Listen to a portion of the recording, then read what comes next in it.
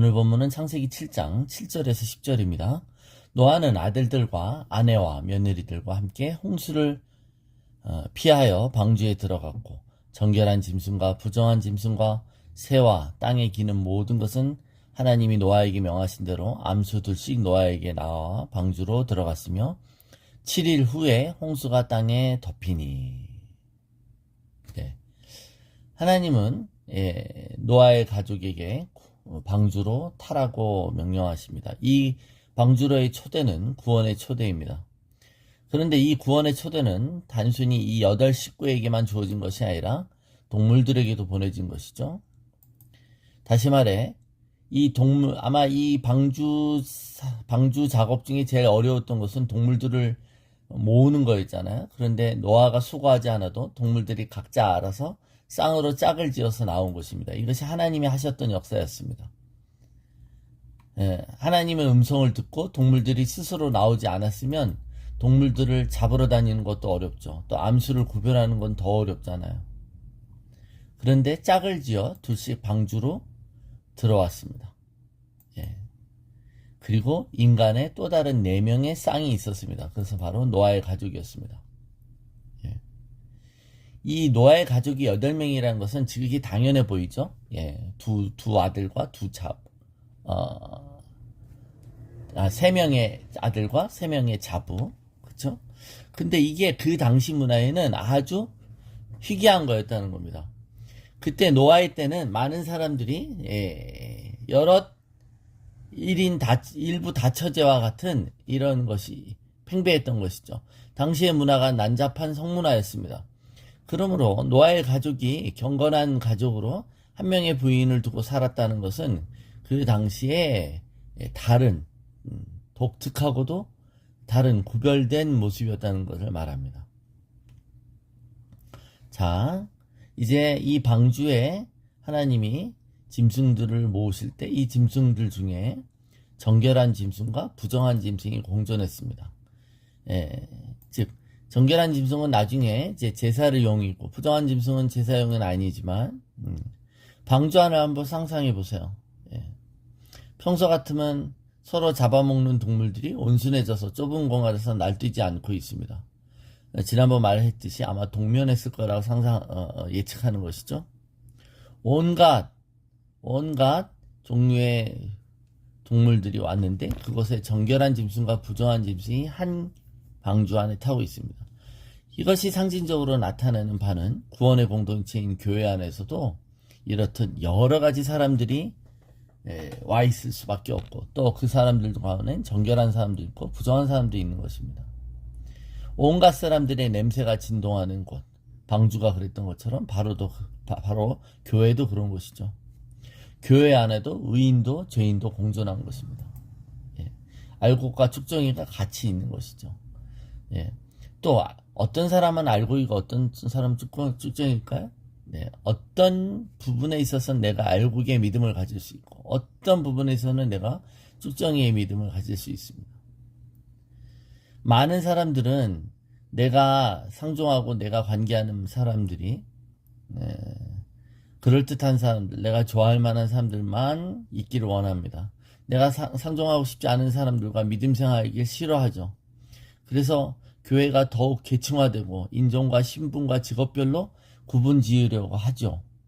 그러나 교회의 속성이 다양한 것이에요. 연령별로 그렇고 인종별로도 그렇고 또 많은 경우에 그 부르심에 따라 다를 수 있으나 교회는 섞이려고 해야 한다는 겁니다. 서로 섞이려고.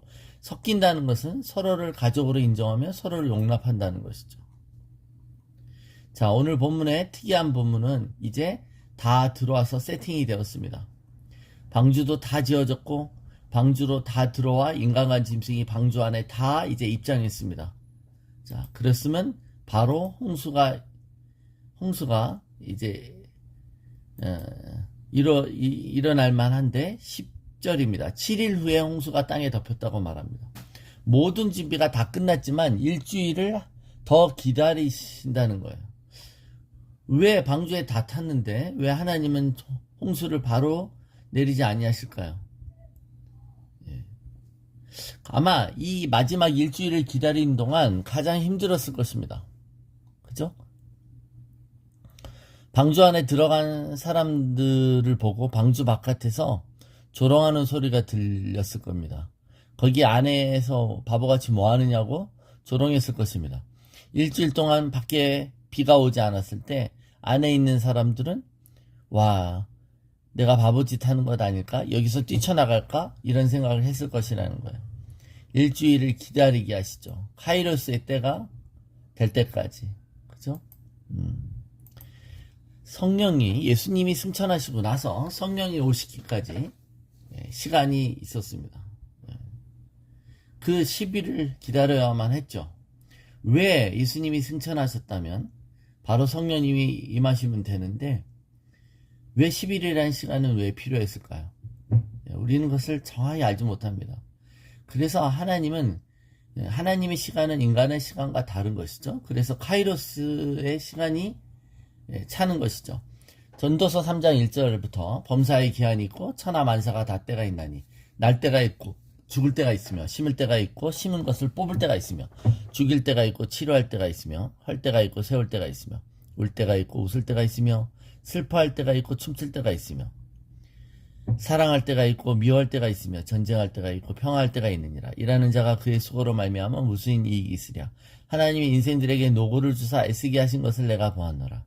하나님이 모든 것을 지으시되 때를 따라 아름답게 하셨고 또 사람들에게는 영원을 사모하는 마음을 주셨느니라. 그러나 하나님이 하시는 일의 시종을 사람으로 측량할 수 없게 하셨도다. 하나님이 이렇듯 시간을 사람들이 예측하고 다르게 하시는 것은 그것은 바로 사람들이 예측할 수 없게 하기 위한 것이죠. 여러분, 시간이라는 피조물은 모든 사건이 동시에 일어나지 않도록 하나님이 하신 장치인 것이죠. 동시에 일어나지 않는데 그럼 언제 일어날 것인가를 하나님만이 정하신다는 거예요. 하나님은 그래서 하나님의 때에 일하시는 것이죠. 하나님은 시간을 피조물로 지으셔서 시간 밖의 존재이십니다. 그런데 사람들에게 영원을 사모하는 마음을 주셨다라고 돼 있었어요. 영원을 사모하는 마음. 그 말은 과거와 미래를 생각하는 감각을 주셨다는 것이에요. 하나님은 하나님의 때에 일하십니다. 그때가 언제인지 사람은 예측할 수 없는 것이죠. 이 모든 것을 기획하시고 주관하시는 분은 하나님이라는 것을 알게 하십니다. 그래서 우리는 겸손하게 경외함으로 하나님을 기다려야 하는 것이죠. 그죠? 네. 그럽니다. 그리고 우리 오늘 본문에는 없지만 16절에 다 들어간 후에 16절에 보면 여호와께서 그를 들여보내시고 문을 닫으셨습니다.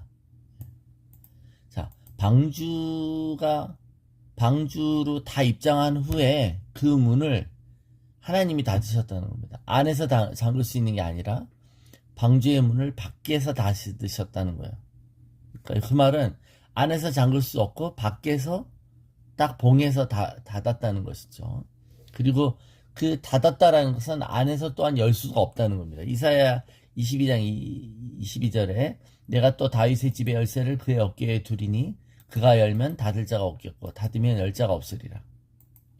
그 문의 출입은 오직 하나님이 주관하십니다. 방주의 문이 닫히고 일주일 후에 비가 오기 시작하자 사람들이 와서 문을 두들겼을 거예요. 아마 방주 안에 있는 사람들은 열어주고 싶었을 거고 방주 바깥에 있는 사람들은 들어가고 싶었을 거예요. 그러나 아무도 그것을 열 수도 없고 닫을 수도 없었습니다. 마태복음 25장의 열처녀의 비유 때도 문이 닫힌 후에 기름을 나중에 준비하지 못했던 미련한 처녀들이 와서 열어달라고 합니다. 그때 열리지 않죠? 그죠? 안에 들어가 있는 코끼리가 등치가 크니까 코끼리를 내리고 거기에 그 공간에 사람을 더 태우자 이렇게 할 수 없는 것입니다. 이 말은 구원의 때가 있다는 것이에요. 그렇죠? 방주의 문이 열려 있고 들어갈 수 있는 기회가 있을 때 들어가야 되죠. 그 문이 닫힌 후에는 기회가 없다는 것입니다. 고린도후서 6장 2절에 이르시되 내가 은혜 베풀 때에 너희에게 듣고 구원의 날에 너를 도왔다 하셨으니 보라 지금은 은혜 받을 만한 때요 보라 지금은 구원의 날이로다. 우리가 은혜 시대란 말을 하지만 이 은혜 시대란 말보다는 성경적으로는 신학적으로는 하면 이게 말세입니다. 성령님이 오시고 나서 예수님이 재림까지 요 기간을 우리가 말세라고 하는데 이것이 바로 은혜 받을 만한 때이죠. 이 마지막 때가 은혜 받을 만한 때인 거예요. 그래서 우리는 이때 방주에 들어가는 것을 미루서는 안 된다는 겁니다. 원래 미룬다라고 하는 크러스티네이트라는 이 영어의 말은 라틴어 프로크라스티나레에서 왔어요. 이 말의 뜻은 내일까지 연기한다는 거예요. 그러니까 우리가 연기한다는 것은 내일로 미룬다는 거잖아요. 방주에 들어가는 것을 미룬다는 거예요. 솔직히 내일이 있다가 어떻게 보장할 수 있습니까? 특별히 구원의 기회와 은혜의 기회. 보라, 지금은 은혜 받을 만한 때라는 거예요. 그러면 지금 놓치지 않아야 되죠. 우리가 나중에 교회 가지, 나중에 은혜 받지, 나중에 기도하면 되지. 이럴 수 없어요. 오늘 하나님의 구원의 기회와 은혜의 기회가 우리에게 주어졌다면, 문이 열렸다면 그때 들어가야 되는 것이죠. 그때 놓치지 않아야 되는 것입니다. 특별히 믿지 않는 영혼들에게 전도하고 그들을 위해 기도해주면서 또 그들을 진리의 길로, 복음의 길로 인도하려면 바로 오늘이 가장 중요한 시간일 수 있다는 것입니다. 그래서 그때가 하나님의 카이로스의 때인 줄 어떻게 할까요? 하나님이 감동 주실 때입니다. 지금 전도하라고만 하면 지금 전도해야 되고, 지금 기도하라고 하면 지금 기도해야 되는 거예요. 지금 일어나라고 하면 일어나야 되는 거고, 지금 방주로 들어가라고 하면 방주로 들어가야 되고, 나가지 말아라 그러면 나가지 말아야 되는 것이죠. 그러나 인간들이 어리석어서 자기 스스로 은혜의 자리를 떠나고 은혜의 기회를 놓쳐버리는 것입니다. 항상 우리에게 구원이 선물이었던 것처럼 하나님 우리에게 누리시는 것도 이 동일한 원칙입니다. 그리고 그 구원의 선물을 받아 누리는 것과 누리지 못하는 역학도 똑같이 우리에게 주어진 모든 은혜와 복들을 우리가 누리느냐 누리지 못하느냐도 이와 비슷하다고 할 것입니다. 오늘 구원의 날에 이 은혜 받을 만한 때에 또 하나님 앞에 이 기회를 놓치지 않았으면 좋겠고, 하나님의 때를 기다렸으면 좋겠고, 또 우리하고 조금 다르고 생각이 틀리고 좀 더 나하고 다른 사람들을 수용하고 포용할 수 있는 넓은 마음을 또 우리가 갖기를 축원합니다.